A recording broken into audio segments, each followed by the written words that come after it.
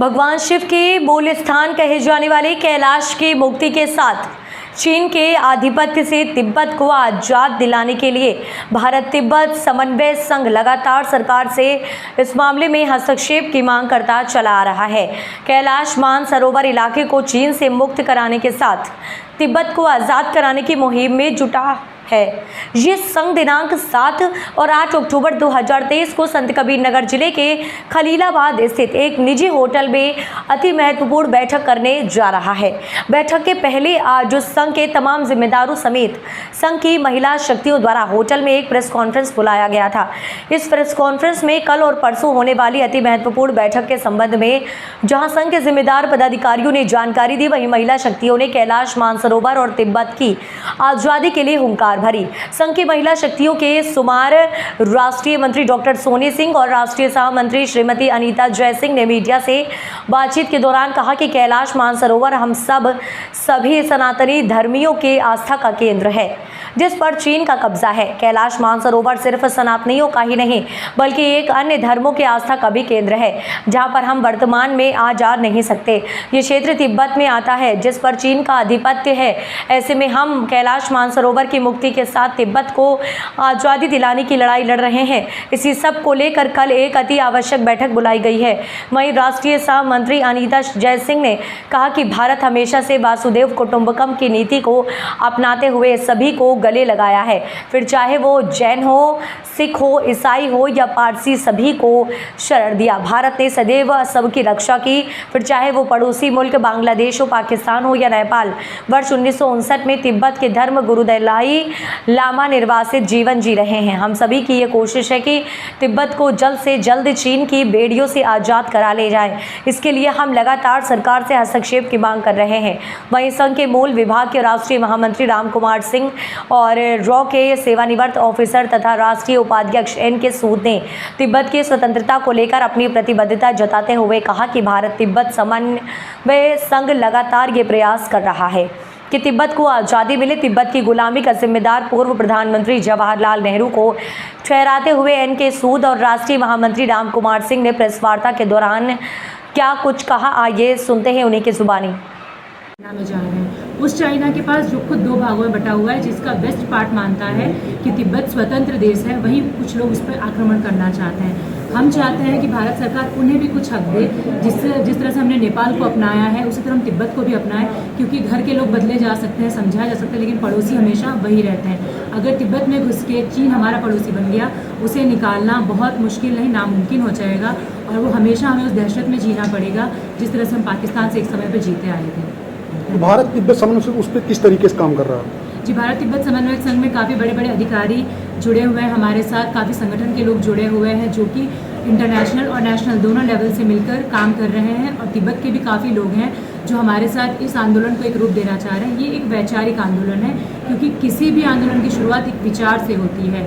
इसे ज्वाइन करने के लिए कल हमारे साथ उपाध्यक्ष एक हैं तिब्बत से, वो भी कल हमें ज्वाइन करेंगे, कालसी निदोंग जी। कल आप उनसे भी मिल सकते हैं, उनका भी एक्सक्लूसिव इंटरव्यू ले सकते हैं। जवाहरलाल नेहरू की थी, नेहरू ने टोटल फेल किया। नेहरू तो कहता था जो अक्साई चीन है वो भी हम वापस नहीं लेंगे, वहाँ पे तो घास तक नहीं उगती। लेकिन अगर हमें अपनी जो ज़मीन वापस करनी है, कि चाइना क्या करता बार बार, चाइना बार बार करता है कि ये एरिया मेरा है, ये एरिया मेरा है, वो दूसरे के एरिया में कब्जा करता है। और हम आज क्यों मार खा रहे हैं? अटल बिहारी वाजपेयी की नाकामी की वजह से या उनके एडवाइजर्स की वजह से, कि उन्होंने कहा Tibet is part of China. अगर वो ये नहीं करते तो हम तिब्बत के ऊपर और स्ट्रगल कर सकते थे। इवन हमको US के ऊपर सपोर्ट करता है। सर, नेहरू गए जमाना हो गया, आज हमारे देश में मोदी जी हैं, क्यों नहीं खाली हो रहा है? खाली होने का मतलब तो ऐसे तो हमको POK भी लेना है जी, क्यों नहीं ले रहे? एक वर्ल्ड सिनेरियो चेंज हो चुका है। हम जब तक अपने दुश्मन को कमजोर नहीं करेंगे हम कुछ नहीं करेंगे। अब जैसे एक प्लान की जा रही है कि US कह रहा है कि चाइना ताइवान पर अटैक करेगा 2027 में, और इसलिए PM मोदी को हम बुलाया और इसीलिए तैयारी की जा रही है। क्या भारत डर रहेगा चीन से? भारत नहीं लड़ेगा, भारत US को सपोर्ट करेगा, US को लॉजिस्टिक सपोर्ट देगा। US को जो यहाँ पे आर्म्स एम्यूनिशन है, जो आर्म मिसाइल है इंडिया के तरफ बनेगी, US उसको यूज़ करेगा। इंडिया वॉर में पार्टिसिपेट नहीं करेगा क्योंकि इंडिया नाटो का मेंबर नहीं है, लेकिन इंडिया उनको जैसे अब खाने पीने की चीज़ें उनकी शिप के रिपेयर है वो काम करेगा और वो लड़ेगा। चीन कमजोर होगा तब ही हम तिब्बत को लिबरेट। मौजूदा सरकार इस पर क्या पहल कर रही है? PM मोदी की विजिट जो थी SMP US की, वो इसी पर्पज़ के लिए थी कि आप लड़ो, हम आपके साथ। उन्होंने कहा आप नाटो को ज्वाइन कर लो, उन्होंने कहा नाटो को हम ज्वाइन नहीं करेंगे, हम बाहर रहेंगे, हम हमारी दोस्ती आपके साथ है। क्योंकि चाइना के साथ क्या है, चाइना कहता है यूएस एनिमी नंबर 1 है, इंडिया कहता है कि चाइना एनिमी नंबर 1 है। तो हमारे दोनों के इंटरेस्ट आपस में मर्ज होते हैं, इंटरेस्ट मिलते हैं, और हम अकेले ये काम नहीं कर सकते। यूएस अकेला चाइना से लड़ नहीं सकता, और चाइना जब कमज़ोर होगा तभी तिब्बत को लिबरेट कराएंगे, बाकी यूएस को भी लिबरेट कराएंगे। लेकिन इन चीज़ों के नेशनल इंटरनेशनल इशूज़ के ऊपर डिकेट्स लग जाते हैं। तो मानते हैं कि चाइना सुपर पावर बन रहा है? सुपर पावर इंडिया बन रहा है, चाइना कमजोर चल रहा है, उनकी इकोनॉमी तो कमजोर। कब्जा क्यों नहीं कर रहे हैं सर? खाली क्यों नहीं कर रहे हैं? आप बाहर नहीं कर सकते। आज आप शिव के मूल स्थान कैलाश मानसरोवर में सनातनी आस्था सदियों से चली आ रही है। यह मूल स्थान सिर्फ हिंदुओं के लिए ही नहीं, बौद्ध, जैन, सिख इन समुदायों के लिए भी पूज्य है। लेकिन यह स्थान तिब्बत में स्थित है और तिब्बत चीन के कब्जे में है। तो ऐसे में कैलाश मानसरोवर की मुक्ति और तिब्बत की आज़ादी के लिए प्रयासरत भारत तिब्बत समन्वय संघ राष्ट्रीय कोर परिषद की 2 दिवसीय बैठक संत कबीर नगर में आयोजित कर रहा है। इस बैठक में संगठन के कार्यों के विषय में चर्चा होगी, संगठन के कार्यों की क्या दिशा हो, किस तरह से हम इस कैलाश मानसरोवर की मुक्ति के आंदोलन को जन आंदोलन बनाएं, इस पर चर्चा होगी। उद्देश्य क्या है मैम? उद्देश्य हमारा यही है कि कैलाश मानसरोवर, जहाँ पर हिंदुओं को जाने की अनुमति सिर्फ इस वजह से नहीं मिल पाती है क्योंकि चीन का वहाँ पर कब्जा है।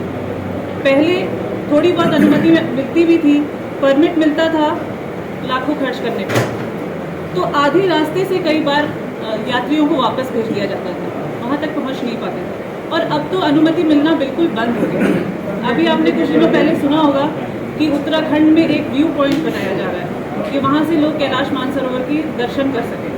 तो आखिर क्यों हम वहाँ तक नहीं जा सकते?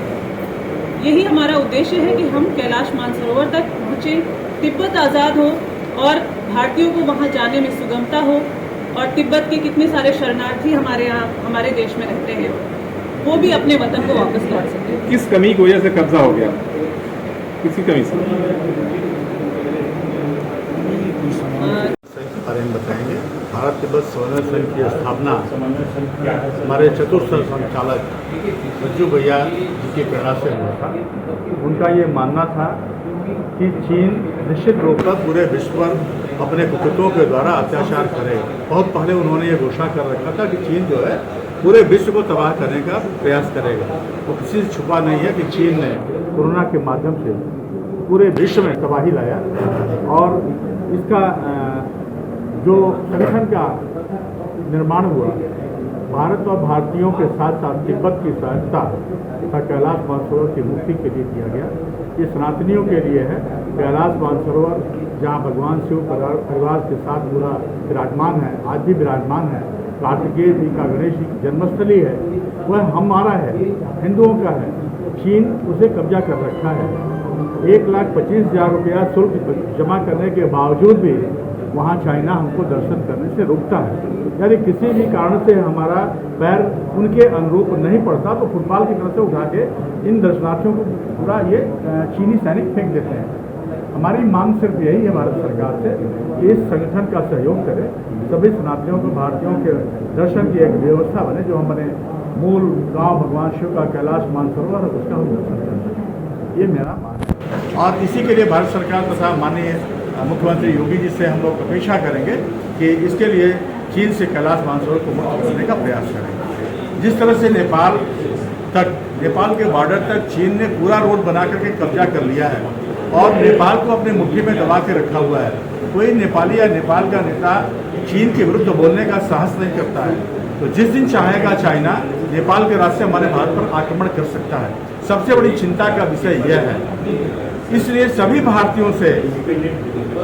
भारतीयों को जागरूक करना, सभी भारतीयों से निवेदन करना है कि भारत सरकार से ये अपील करें कि कैलाश मानसरोवर मुक्ति जब होगा तो ऑटोमेटिक हमारा तिब्बत भी मुक्त होगा, तिब्बत मुक्त होगा तो कैलाश मानसरोवर मुक्त होगा, दोनों एक दूसरे के अभिन्न अंग हैं। तो इसी उपलक्ष्य में कल 7 और 8 तारीख को होटल सोनी में राष्ट्रीय कोर परिषद की बैठक है, तब की बैठक है, जिसमें कन्याकुमारी से कश्मीर तक के जो राष्ट्रीय स्तर के हमारे पदाधिकारी हैं वो आएंगे और उसमें तमाम सारे निर्णय लिए जाएंगे जो भारत सरकार